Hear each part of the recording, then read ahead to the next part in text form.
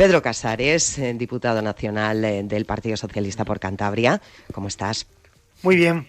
¿Qué tal? Muy buenos días. Muy buenos días. Encantado Miembro de la Ejecutiva Nacional, portavoz en materia económica. Bueno, pues encantados de que nos acompañes unos minutos esta mañana de lunes para repasar la actualidad. Y precisamente por ahí tenemos que comenzar nuestra charla hablando de ese fuerte rechazo, ¿no?, a la ley CELA que se acaba de aprobar, esa caravana formada por miles de coches y que recorría este domingo colapsando prácticamente todo el centro de Santander. Dice la ministra que, bueno, pues esta ley sí que garantiza el castellano, la educación concertada, la educación especial. ¿Qué es lo que no he entendido entonces? La concertada o la educación especial, o esas familias que quieren tener derecho a decidir qué educación quieren para sus hijos, son algunas de las protestas, ¿no?, que se han escuchado en estos últimos días y especialmente ayer en las calles de Santander. Bueno, esta es una buena ley educativa que precisamente lo que trata, Cristina, es de garantizar la igualdad de oportunidades para todos los niños y para todas las niñas. Y se han dicho muchas cosas estos días, pero muy pocas de ellas son verdad, porque ni se van a cerrar los centros concertados, ni se va a acabar con la educación especial, o no va a desaparecer el castellano de nuestras aulas. Mucho ruido interesado, pero la realidad es bien distinta. Esta ley es fruto del acuerdo de muchos partidos políticos y también de la mayor parte de la comunidad educativa. Hay millones de estudiantes en los colegios de todo el país, y lo que fundamentalmente pretende es reformar nuestra educación y acabar con una ley que sí que fue muy contestada, porque cuando uno ve las cosas con perspectiva igual se entiende mejor. Esta ley deroga de facto la LOMCE, la llamada Ley Wert, una ley que nació hace 7 años sin consenso de nadie, porque solo el Partido Popular votó a favor de aquella ley y todos los demás partidos políticos y toda la comunidad educativa estaban en contra y se comprometieron entonces a derogar la ley. ¿Qué dice esta ley en cosas concretas como por ejemplo, los centros concertados? Los centros concertados van a seguir, y cualquier padre o cualquier madre que quiera llevar a su niño o a su niña a un colegio concertado va a poder hacerlo. ¿Pero qué prohíbe esta ley? Que, por ejemplo, se cobren cuotas adicionales que nada tienen que ver con la educación, pero que sí limitan la libertad de muchos padres a mandar a esos niños a esos centros, porque no pueden pagar esas cuotas. ¿Qué dice esta ley sobre los centros de educación especial? Que van a continuar, por supuesto, abiertos, pero que en el largo plazo se tiene que tratar de integrar a todos los niños en la educación ordinaria, y para eso hacen falta más recursos públicos, más recursos para garantizar siempre la educación de estos niños con necesidades especiales. Y aquí especialmente me duele que el Partido Popular fundamentalmente esté tratando de hacer política con algo tan sensible como es el sufrimiento de muchos padres que ven noticias sobre la educación de sus niños que tienen necesidades especiales, pero que no tienen nada que ver con la realidad. Pero Pedro, usted sabe que esos padres de niños con necesidades educativas especiales muchas veces les favorecen que vayan a un centro especializado, con profesores especializados, que a lo mejor se pueden quedar incluso atrás en una escuela ordinaria. No es por etiquetar, ni mucho menos, es por necesidad que los propios padres defienden que esos niños vayan a un centro especializado. Y lo van a poder seguir haciendo si los padres prefieren que sus niños vayan a centros especializados de educación especial, lo van a seguir haciendo y van a poder hacerlo. Pero esta ley lo que dice, y no lo dice la ministra CELA, sino es una recomendación de las Naciones Unidas, es tratar de integrar a todos los niños siempre que sea posible en la educación ordinaria. Pero los padres van a poder decir si prefieren mandar a su niño o a su niña a un colegio de educación especial.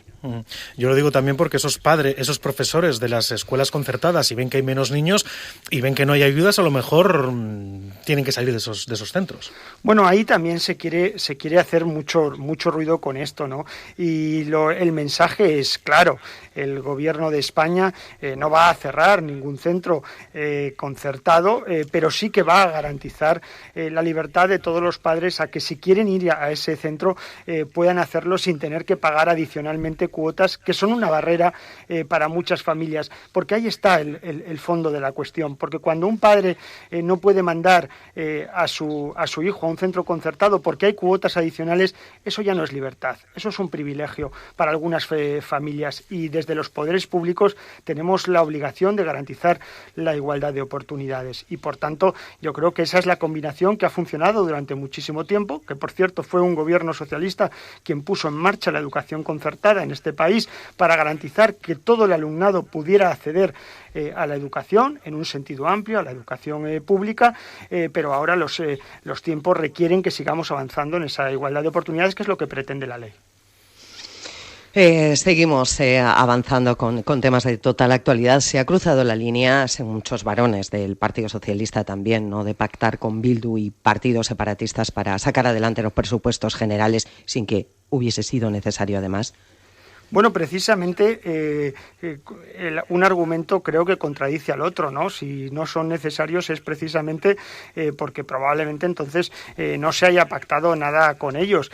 El primer paso que han dado los presupuestos generales del Estado ha tenido el respaldo de 198 diputados y diputadas de muy diferentes partidos políticos, desde el Partido Socialista, pasando por partidos nacionalistas, partidos regionalistas o ciudadanos. Por tanto, hay un amplio consenso en la necesidad de que este país tenga unos presupuestos generales del Estado para 2021. Y al razonamiento que hacen especialmente pues las derechas, el Partido Popular y la extrema derecha de Vox, de que con Bildu no se puede pactar nada, yo hago la siguiente reflexión. Si quieren que no se pacte nada con partidos como Bildu, pues se lo tienen fácil, pueden ellos apoyar los presupuestos generales del Estado, pero no quieren, el debate no es ese, el debate no son los presupuestos generales del Estado, el debate es desgastar, en este caso, a un gobierno democrático y legítimo que lo que trata es de dar una solución al país en un momento tremendamente complicada. Pero, y una segunda reflexión sobre esto, no vale que Bildu sea malo para aprobar los presupuestos generales del Estado, pero sea bueno para tumbar decretos ley del gobierno como el que cuando juntaron los votos Partido Popular, Vox y Bildu para tumbar el decreto de remanentes. Lo uno y lo contrario en democracia es muy difícil asimilarlo. Entonces no hay líneas rojas ni nada para cumplir con lo que se pueda prometer, en este caso los presupuestos. Si hay que pactar con el diablo, se pacta, da igual, o se acercan presos. No. Precisamente lo que está haciendo el gobierno es tener unos presupuestos generales del Estado que nos permitan avanzar en la recuperación, en el estado del bienestar y en las políticas que en este momento de pandemia son necesarias. Lo ha dicho también muy claramente el gobierno en las últimas semanas. Pero no hay líneas rojas, entonces da igual pactar con quien sea. No hemos pactado nada concreto. Bueno, se hacen concesiones. No hemos pactado nada concreto con Bildu. No es verdad ese debate. Lo que sí que estamos es apelando a la responsabilidad de todos los partidos políticos a que haya unos presupuestos generales del Estado, que es lo que más necesita el país en este momento. Y si partidos muy diferentes, insisto, como el PNV, Ciudadanos, el Partido Regionalista de Cantabria, Nueva Canarias, Teruel Existe, Podemos o el PSOE, se han puesto de acuerdo en unos presupuestos generales del Estado, es porque esos presupuestos, que es lo importante, son buenos para España, sin ningún tipo de cesiones como las que se está tratando de vender en este momento. De acuerdo, no sé, porque aquí desde Cantabria, de verdad, Cristina, sí, parece que no están contentos, ¿no? Sí, porque justo además fue la semana pasada en el pleno del Parlamento, ¿no?, de Partido Regionalista, Partido Socialista, Partido Popular y Ciudadanos, ¿no?, han unido sus votos para reivindicar un incremento de las partidas previstas en el proyecto de presupuestos generales del Estado, donde parece que tenemos un 14% menos que los anteriores. Es que hasta el propio PSOE vota a favor de que el Gobierno Nacional dé más dinero. Llama mucho la atención. Bueno, estos presupuestos generales del Estado son unos buenos presupuestos para Cantabria. Lo llevamos diciendo estos días, pero con cifras. Nunca antes un gobierno de España había invertido tanto en políticas sociales en Cantabria como estos presupuestos generales del Estado para, entre otras cosas, por ejemplo, revalorizar las pensiones de nuestros mayores para que no pierdan poder adquisitivo, garantizar el sueldo y la revalorización de los empleados públicos, para las políticas de dependencia, partidas para educación educación, para becas, ese plan de choque para combatir el paro estructural juvenil, pero también importantísimas partidas, las mayores de nuestra historia, por ejemplo, para el pago de la deuda de Valdecilla. Nunca antes un presupuesto del Estado había recogido 44 millones de euros para el pago de Valdecilla, o para todas las infraestructuras comprometidas con Cantabria.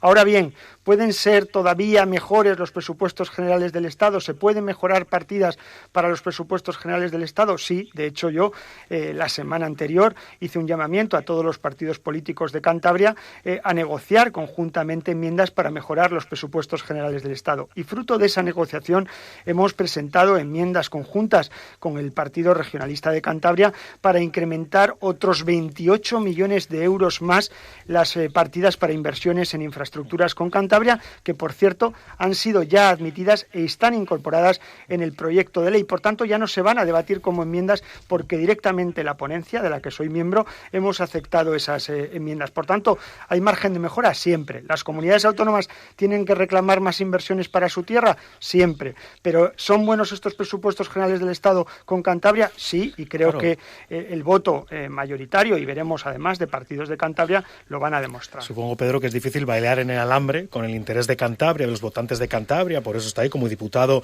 regional en el Congreso, pero como es también el encargado de materia económica a nivel nacional del PSOE, ¿cómo baila? ¿En qué parte está con Cantabria? ¿En qué parte está con el presupuesto del PSOE a nivel nacional? ¿Con quién tiene que consultar estos aumentos de los presupuestos para Cantabria? ¿Quién tiene que decidir si sí o si no? Es una patata caliente. Bueno, es una tarea que tiene necesariamente un equilibrio, porque las cosas que son buenas para Cantabria también son buenas para el conjunto de España, y al final un diputado lo que trata en el Congreso es de defender los intereses de los hombres y mujeres de su tierra y, por supuesto, también del conjunto de España. Estamos dialogando, pactando con el Ministerio de Hacienda y con otras formaciones políticas partidas que son buenas para Cantabria. Y un dato que es muy revelador: los presupuestos del Estado en relación con Cantabria son los presupuestos que más enmiendas proporcionalmente van a admitir de una comunidad autónoma. No hay otra comunidad autónoma que proporcionalmente tenga mayor número de enmiendas presentadas. De hecho, ¿cuánto se va a aprobar entonces? ¿Cuánto de más va a tener Cantabria, si lo tiene tan claro y tan seguro? Tenemos ya incorporadas 28 millones de euros en enmiendas, por cierto, en una comunidad autónoma que ya era de las primeras con mayor inversión por habitante de todo el Estado. Y cuando termine este proceso presupuestario se va a poder comprobar cómo Cantabria, proporcionalmente, a través de las enmiendas, sale todavía más beneficiada. Por cierto, el Partido Socialista no ha presentado con ningún otro partido político enmiendas concretas en su territorio que dan una muestra del compromiso que tenemos con Cantabria. Otro asunto muy llamativo, Pedro, de estos últimos días ha sido la dimisión del alcalde de Cartes, de Agustín Molleda, que ha presentado su dimisión como miembro de la Ejecutiva Regional del Partido Socialista y también como secretario de Política Municipal, cargo que ocupaba desde el 2017. Algunos hablan ya de crisis interna del partido. ¿Es así? Bueno, yo creo que el Partido Socialista no está en eso. La tarea más importante que tenemos por delante es la gestión del día a día en unas circunstancias muy complicadas, sabiendo que el PSOE es un partido del gobierno en España y un partido de gobierno en Cantabria, y a lo largo de una legislatura es cierto que se pueden producir cambios internos, cambios orgánicos que afectan a la vida interna en este caso del Partido Socialista. Agustín Molleda es un extraordinario alcalde, es uno de los alcaldes más votados de Cantabria y está haciendo una gestión excelente en el Ayuntamiento de Cartes para los hombres y mujeres de su municipio, y ha hecho también un trabajo muy bueno en el Partido Socialista de Cantabria, y creo que es siempre de agradecer, y a partir de ahí respetar sus decisiones, y que otros compañeros que toman el relevo, en este caso del nuevo responsable de Política Municipal, César Aja, desearle todos los aciertos como tuvo su predecesor, porque eso no solo va a ser bueno para el PSOE, sino también para el conjunto de Cantabria, pero en este momento el Partido Socialista no está en ningún proceso interno, no toca, y por tanto lo que toca es trabajar en las cosas de Cantabria. El diario apuntaba, el diario montañés, la semana pasada, que era por desavenencias con Pablo Zuloaga directamente. Yo no sé si eso lo maneja también Pedro Casares o no. si es verdad o no, o es una discrepancia de criterios. Bueno, yo creo que solo las personas que directamente están implicadas pues pueden explicar mejor esta situación, pero estoy convencido que lo que hay detrás del cambio o de la renuncia de Agustín Molleda a formar parte de la Ejecutiva Regional es exclusivamente un criterio de centrarse en su municipio, que sé que es un alcalde entregado a la vida de los hombres y mujeres de Cartes. No hay más que ver el cambio sustancial que ha dado Cartes en los 4 años de la primera legislatura de Agustín Molleda y el cambio que se está dando ahí. Por tanto, todos formamos parte de un partido socialista y que vamos a seguir trabajando conjuntamente. Lo digo, Pedro, porque ¿cuándo es el Congreso del PSOE para renovar cargos? ¿El año que viene? Pues todavía no hay fecha, ni siquiera hemos empezado ese proceso, y el primer paso es que la Ejecutiva Federal inicie el proceso de renovación federal, pero desde luego no está en nuestra hoja de ruta. Va a depender de la evolución sanitaria, de la evolución del país, y el Partido Socialista en ninguna de sus ejecutivas federales, por cierto, vengo de la reunión de la permanente de la Dirección Federal, que ha sido hace unos minutos, no hemos hablado de esto porque no está en nuestra hoja de ruta en este momento. Lo digo por lo de las barbas del vecino, que ya sabe la crisis interna en Podemos, en el PP, no hay peor crisis que la crisis interna. Esperemos que no suceda eso en el partido, ¿no? Que haya algunas candidaturas alternativas. Eso, como dice, no está en su hoja de ruta de momento. Yo creo que no está en la hoja de ruta. El Partido Socialista es cierto que es un partido tremendamente democrático, y cuando llegue ese momento, pues todos los compañeros podrán decidir el futuro de esta organización, y cuando llegue ese momento pues podrán hablar todos los que quieran, pero desde luego creo que nadie en el Partido Socialista está o debería estar en un proceso interno cuando no toca y ni siquiera se ha convocado. Bueno, Pedro, pues sin tiempo nos hemos quedado. Por cierto, ¿qué tal por Madrid? Bien, dentro de las circunstancias, todas las semanas. De hecho, esta tarde pues debo viajar a Madrid porque mañana empezamos el debate de las enmiendas en la Comisión de Presupuestos. Asentado, bien, le gusta Madrid. O te apetece, o le apetecería volver más a Cantabria. Creo que hay un trabajo enorme que hacer en Madrid, y la verdad es que estoy aprendiendo mucho y disfrutando también en una etapa muy complicada. Pedro Casares, esta mañana con nosotros en COPE más Cantabria. Un placer, gracias por acompañarnos estos minutos. Como siempre, un placer.